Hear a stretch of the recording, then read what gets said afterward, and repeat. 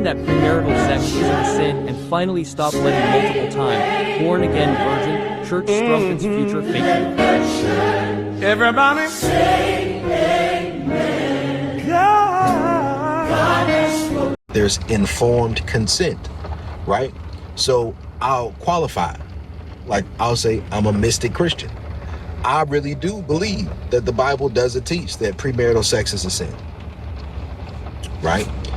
From my research, my word study of the word porneo, and then going through the list and the history of fornicatio, which is the word fornication came from. Fornication is a modern English word that means two unwed people having sex. But then you take it back to fornicatio, and that's typically in regards to what prostitution, right? And in that prostitution, take it back to the word from fornicatio, that's fornix.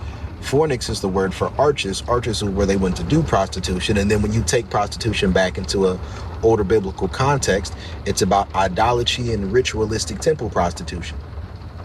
And once you understand that that's the context of those things, you take the list of Leviticus 18, Deuteronomy 22, and a few other scriptures, use the right of first use.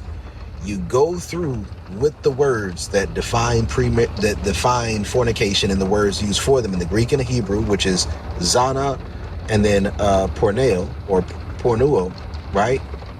In the concordance, you go through each of those definitions, right? You look at the context of each times in which those words are used, right?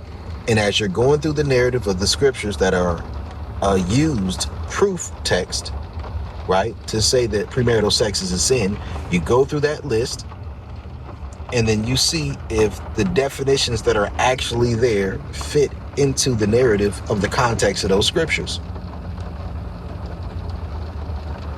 right? And once it's there, once you see that it's not there and it fits directly into that context of just illicit sex based off of what the law states, then you start to come to a conclusion of, oh, it's not actually there. But although that's what the Bible actually says, I understand that's different from the norm of most people's theology. So in that regards, I won't sit there and act like I'm trying to impose this onto everyone else.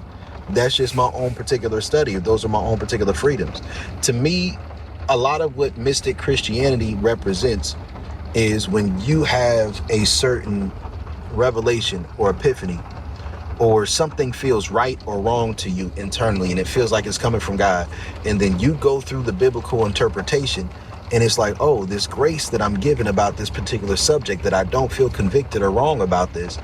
Okay, is this, let me see what's going on with the scriptures. And then you read the scriptures, you study it, and once it aligns itself in a certain way, you're like, oh, that's your mysticism right there. That's your freedom. If I'm guilty of anything, it's parading my freedom around.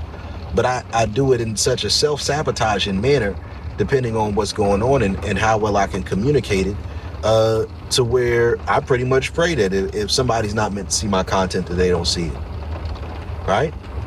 But that's maybe deeper than what a lot of people don't understand. I understand that I say things that can probably cross people's wires up at times. Right?